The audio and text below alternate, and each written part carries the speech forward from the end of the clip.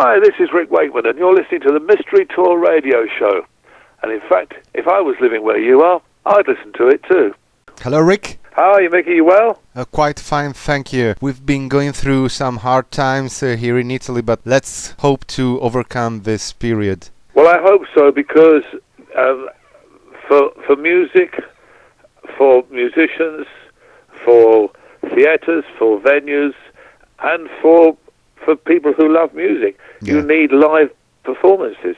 Yeah, definitely. And we desperately, I mean, if any sort of shall we say industry needs a vaccine to help, it's the music industry and the arts and theatre, and because without a vaccine, how can we stop and get people into theatres again? I've had everything cancelled this year. Yeah. Absolutely everything. I was due concerts everywhere. Yeah. I had concerts lining up to come to Italy, to Hungary, to Switzerland, to America, to Canada, to Australia, to Brazil, to Argentina, the UK, and just everything's cancelled. Yeah. And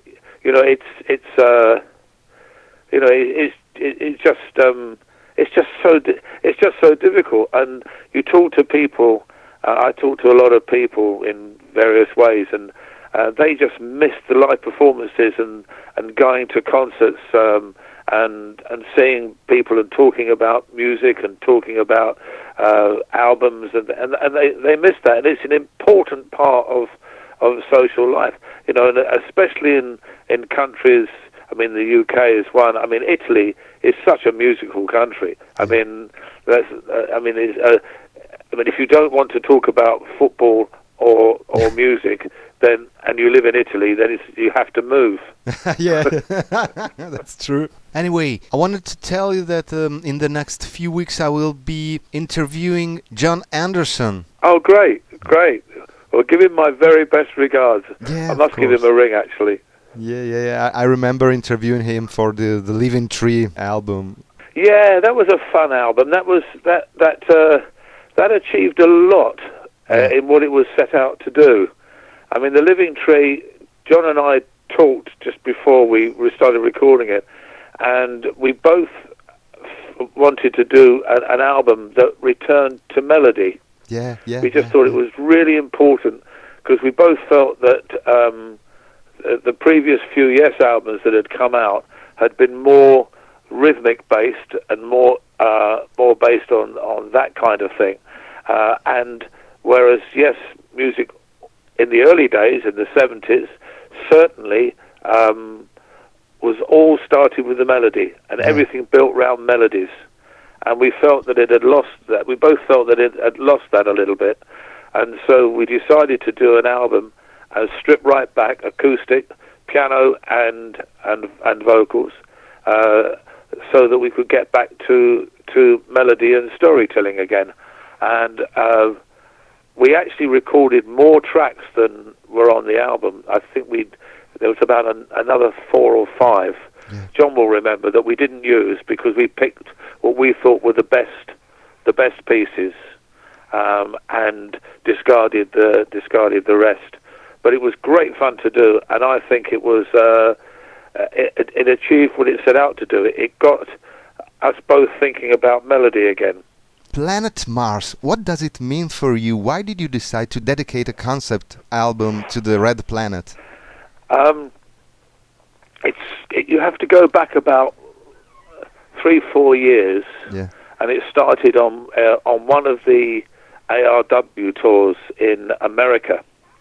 Where a lot of people who you speak to a lot of people at concerts. I love meeting people and hearing what people who like the music have to say, and quite a lot of people, and I mean a lot, said to me, "Why don't you do a prog rock instrumental album like Six Wives, like Criminal Record, like you did way back?"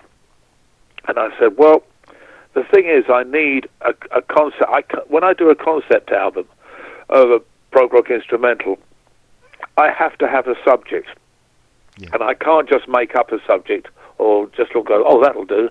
I said it has to come to me and inspire me.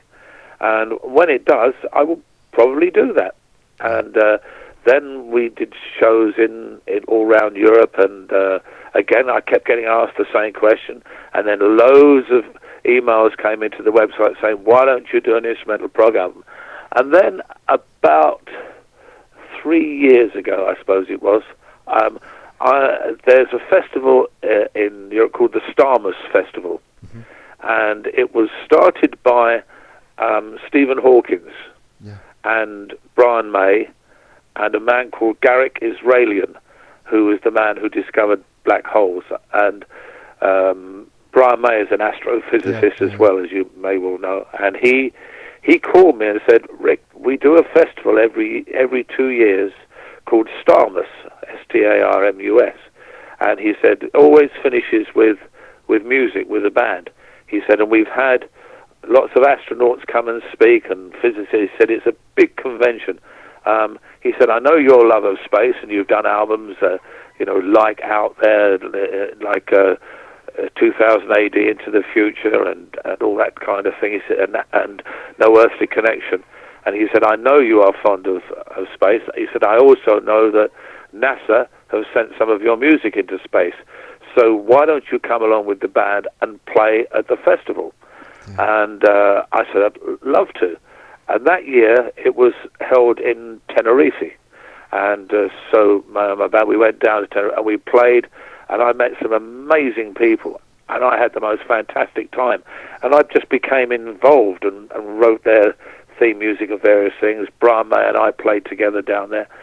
And whilst we were there, Garrick was talking about the next big festival that they were doing, which was going to be held in Zurich, which in fact was last year. And I said, oh, great. He said, will you come along? He said, Hans Zimmer is doing it. Obviously, Brian May is doing it. Steve Vai is doing it. He said, it'll be a great event. It'd be lovely if you would do it as well. I said, I've got a big orchestra. I said, oh, I'd love to. And I said, is there any particular theme? He said, yeah. He said, it's the 50th anniversary of the moon landing. He said, and we're going to have every astronaut that walked on the moon, who's still living, coming along. And I said, that's fantastic. I love that. So, and I said, that's fantastic. I said, that's going to be hard to top. He said, well, 2 years later, in 2021, is the anniversary of the first landing of a rover on Mars. And I went, thank you, Garrick. That's just what I need. And he said, what do you mean? I said, well, I know quite a lot about Mars. Just even the basics, that 2 million years ago, it was very much like Earth. It had seas and rivers and water. I said, I know a lot about it. I now need to go and find out a lot more. And he said, why? I said, because that's the next album. And he went, amazing. He said, well, if you do it, he said, when we do the Starmus Festival in Armenia in 2021, he said, you must come along and play it. And I said, that's a deal. And I came back, I got loads more books, I had quite a few, got hold of my friends in NASA, they sent me loads of pictures and information. There's a lot online as well. And I always make loads of notes about everything. And some of the pictures are just so inspiring. And what I do is I printed a lot of pictures and things out. I scattered them over and around the piano and just sat, and it was so inspiring to write.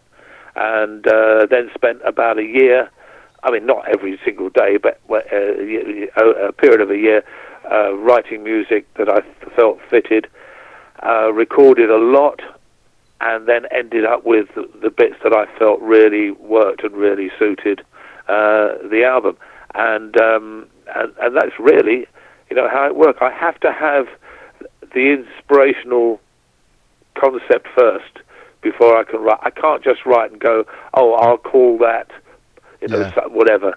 I can't do that. It has to be on a concept. I have to have the concept, and it has to be all I think about, all I read at the time. You also released some beautiful pop-up LPs and CDs. How important do you think the physical format is in this weird digital era we are living in? Well, I think, for me, it's very important. I mean, I'm 71, so of course I was brought up with LPs, and the joy of LPs for me was when I bought one, opening it up and reading the information and some of the brilliant artwork and the clever stuff that was done.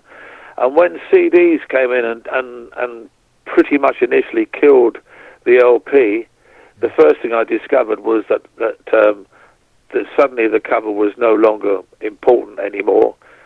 Bands always used to sit down and discuss the cover after they'd made the album, which is why it was so important to bands like Yes and to me. That stopped happening, and the information that was printed inside, I mean, unless you were a fly with a magnifying glass, you couldn't read any of it anyway. So people didn't bother. Yeah. And it was very sad. It just became a piece of hardware that you played. So when there was a resurgence in vinyl again, what was fantastic is not only did people my age and a bit younger rediscover the joys of the album cover, but a lot of younger people went, hey, this is fantastic, we like this. And so we decided when we put the Red Planet together, in fact, a year and a half ago, the art team of Martin Cook and his team who worked on it, they started working on it and coming up with ideas and giving them to him. We kept saying, yeah, like that bit, no, don't like that, yes, like that. And even right before we went to print, there were a few little changes being made. There's little references on the cover to David Bowie on the sort of the buttons of the spacesuit, and adding the mini Moog and other things like that. And it was just we took a lot of time on it and a lot of care, and it was meant to be, to show that the cover, I think, of albums was always an indication of what was inside, what the music was. If people took a care over the cover, then there was a very good chance that the music had the same amount of care taken with it. So it's a return to that, really. It's a pleasure to hold something like this in your hand, not only listen to the music. Yeah, I mean, one of the things that I've always argued about is that the music industry for many, many years, I think, made huge mistakes. The record industry made huge mistakes, because what they did, they kept telling us we have a replacement. When the CD came in, they told us that was a replacement for the LP, for vinyl. And then they tried mini-disc and said that was a replacement for CD. That didn't work. Then they came for downloading, and so they said, oh, that's a replacement for CDs. You no longer need the hardware. It's wrong. What they actually should have done all along the line is to say, hey, look, here is another way you can have music. You can have music as a CD, you could have it as a cassette, and they've started making cassettes again now as well. So, here's a load of different ways you can have your music. It's not just one way. And I think the great thing is that people today, and going back to young people as well, they've really understood that and go, yeah, okay, well, we might want to do like downloads so we can sort of have it on our iPods when we're on the train or going to work or in the car. We want the CDs because that's a lot of convenience. LPs are fantastic because that's what we like to take off and read and enjoy the cover. And also, it's great to play that physical thing of putting the needle on the record. I mean, interestingly enough, what is quite funny is that there are quite a few people who wrote us initially and had played the LPs at 33 RPM before discovering it should be played at 45 RPM. Yeah. So there's a few people that said, oh, some of the tracks seem a little bit slow. And we went, yeah, try playing it at 45. And the reason for doing it at 45, of course, is because you get a better quality. Yeah. Going back to the past, I know it must be very hard to answer, but which are your best and worst memories of being Rick Wakeman in the 70s? Oh, crikey.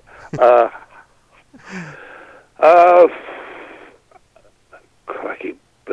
I have got so many best memories. I mean, playing certainly the big epics, Journey to the Centre of the Earth, doing that with the orchestra and King Arthur, playing with Yes in the round, certainly doing albums like Close to the Edge as well, and even in the later 70s, 77, recording, tracks like Awaken with Yes, and it was just, and also having the great honour of playing with people like David Bowie and Mark Boland, and it was just a fantastic time.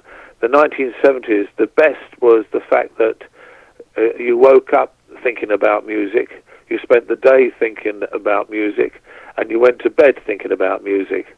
Yeah. Everything was music. The worst was, I suppose, towards the end of the 70s, when record companies who used to leave bands and musicians alone to make the music suddenly started to think that they knew a lot about music when they didn't. Yeah. In the same way that we didn't understand anything about business, they didn't understand anything about music. And they would start to say, we need some more bass on this track, or we need some more drum, just so they felt that they could say something. And they were invariably wrong. And it's interesting to note that the first half of the 70s, up till about 76, 77, I would say up until we did Going for the One, including Going for the One, we were left alone. Yeah. After that, we were interfered with. And it was the same thing for me. At the end of the 70s, I suddenly wasn't allowed to make the music that I really wanted to do. I was told what I should be doing. And unfortunately, I'm one of those people that went, I'm not doing that. and that always creates problems. So the 70s had the best and the worst.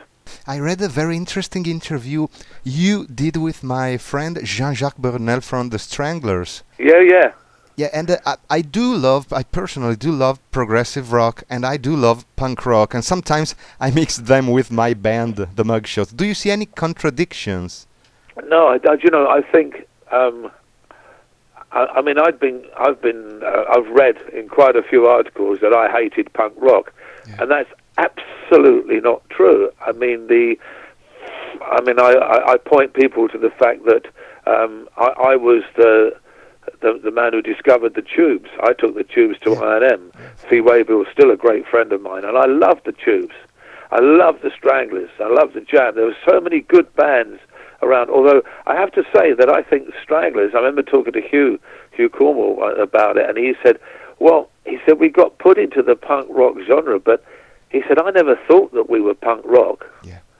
But it doesn't matter what people put you in, as long as they put you in something.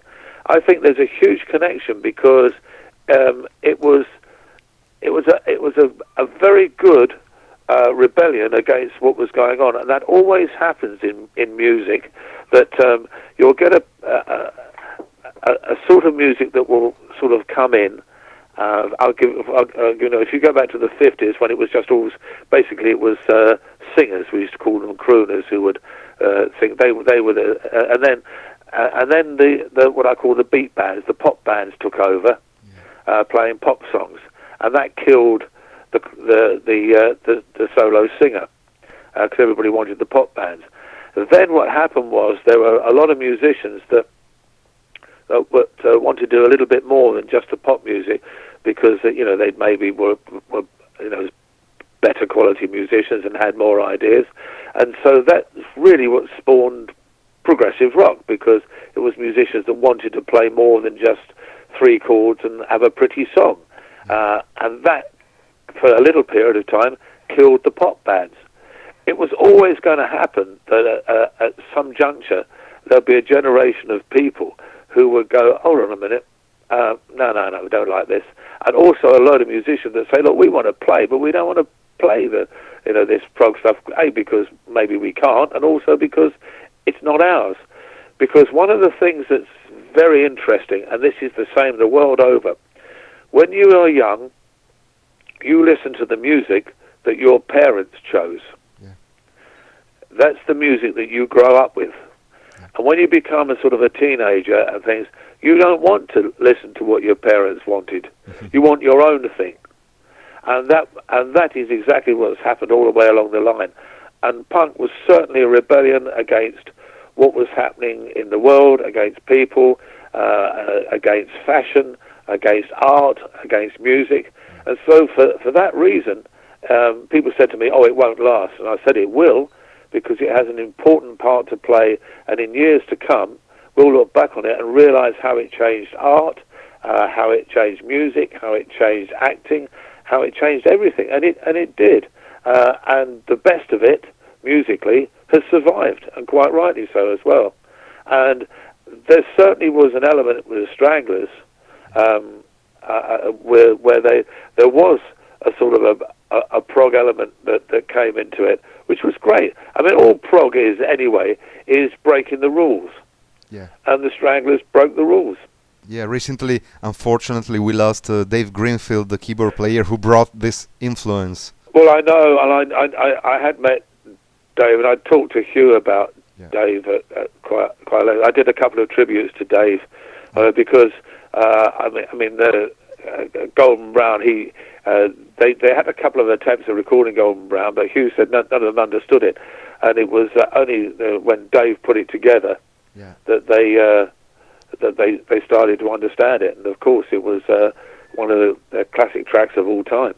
I've got a couple of questions from two renowned Italian musicians. Singer and author Enrico Ruggeri would like to know how was working with David Bowie and how was he as a man outside of music?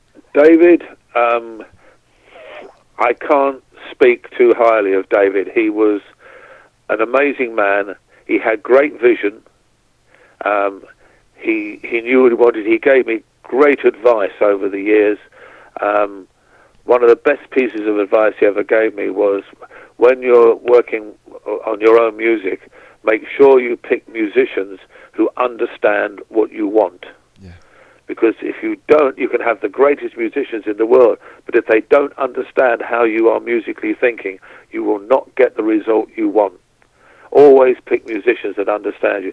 And David was brilliant at that throughout his career. Yeah. He changed his band a lot according to the music he was doing. He picked the musicians that he felt were the best for that music at the time. He also told me to believe, he said, to believe in myself. He said, if you believe in something, don't listen to managements and record companies and executives. If you believe in it, you do it. Because if it works, he said, I can tell you that the management and the record companies will take all the praise. He said, and if it fails, they will blame you. Yeah. He said, so you can't win either way. So you must make sure you always do what you believe in. He was great to her. I mean, I loved the man dearly, and we remained great friends. I used to see him a lot in the later 70s, 76 onwards, because we both lived in Switzerland, and we used to go to a little club called the Museum Club in Montreux, which is still there. And we used to meet up and put the world to rights and music to rights and talk away. And I never ever tired of meeting and talking with David. He was, I think, his personal musical influence was probably the most important of the late 20th century. Yeah, I think people will be talking about his music and analysing what he did in 100 years. Yeah, like a classical composer. Absolutely. Yeah. I mean, he was so clever. He always did the unexpected. That's why I loved working with him. He never did what was expected. He also had that genius on stage of not only did he be a different person on stage than he was off stage. Yeah. He did that even more cleverly by creating characters, like Ziggy, like Aladdin say, where he was on stage as a different person. Yeah. And when he'd utilised everything possible with that created person, they'd go and somebody else would appear. Yeah. And that was brilliant. I mean, so clever. Well, keyboard player Silvio Capeccia from the band Decibel would like to have your opinion on the new Moog One. Well, as I say, the truth is, I did not know about this until you told me. So I'm very grateful, and it does look a bit like something I should have. That's all I can say. Okay, that's cool. Which are your memories about Italy, and do you have one final message, greetings to the Italian fans? I am genuinely a huge. I love Italy. I have loved Italy for years. I first came way back in 1970, I think it was, with Straubs. That was the first time I came to Italy, and just loved Italy. We played in little bars and folk clubs and whatever, wherever we could play. I became more and more fond of Italy as the years went by, and certainly in the last 20 years, as you get older, when I got into my 50s, and I started to really get into architecture, and my favourite architect of all time is Palladium. You know, it's just fantastic. So I make many trips, both when I'm playing and when I'm not. Down to Venezia and all around there, and Vicenza and all sorts of places to look at the architecture, the Palladium architecture. And I've been very lucky to have had people who have taken me to private villas to see the work and see see some of the amazing structures and buildings and houses and villas that he designed and built. So Italy is, for me, is just a joy to go to. I don't think there's been a year in the last 15 years that I haven't been, at least once, sometimes even more, both to do concerts, whether it's piano concerts or band concerts or concerts with an orchestra, and then to have a wonderful journey around looking at the fantastic architecture and museums and art galleries. I love all that. And I did semi-live in Italy for 2 years, back and forth from the UK, in and around Milano. So obviously going to the Duomo and all around there was just great. I used to I had friends in Lugano, so over the border. So I would take the train from Milan down to Como, and then meet my friends in Como or drive round. But everywhere I went, I just met musicians. I just met music people, and also I'm a great fan of opera and ballet. So it was just everywhere. I never tired of being in Italy at all, ever, and never will.